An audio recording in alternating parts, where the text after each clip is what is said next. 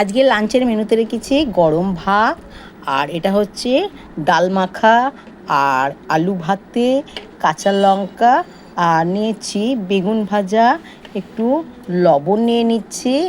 আর এখানে ডিম সেদ্ধ করেছিলাম, এটা হাফ বয়েল খুব ভালো লাগে, তো একটু হাফ বয়েল ডিমের ওপরে আমি দিয়ে দিচ্ছি, লবণ দিয়ে দিলাম। আর সঙ্গে রেখেছি ডাল, আর এখান থেকে একটা মাছ তো নেবই, আর সঙ্গে নিয়ে নিচ্ছি বেশ খানিকটা ঢ্যাঁড়স ভাতে মাখা। তো এই ঢ্যাঁড়স ভাতে মাখাটা খুবই উপকার, আর শরীরের পক্ষে খুবই ভালো, এতে প্রোটিন রয়েছে প্রচুর। এই নিয়ে নিলাম খানিকটা ঢ্যাঁড়স মাখা, আর সঙ্গে নিয়ে নিচ্ছি এই রকম ধরনের খাবারে একটু ঘি না হলে চলেই না, একটু ঘি নিয়ে নিলাম। তো এই ছিল আজকে আমার লাঞ্চের মেনু।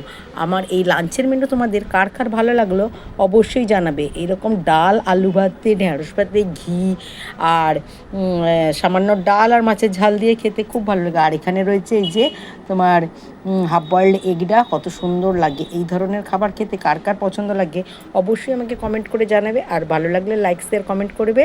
আর শুভ দুপুরে শুভেচ্ছা রইল। তোমরা কে কীরকমভাবে লাঞ্চ করলে আমাকে জানিয়ে। চলি বন্ধু, টাটা।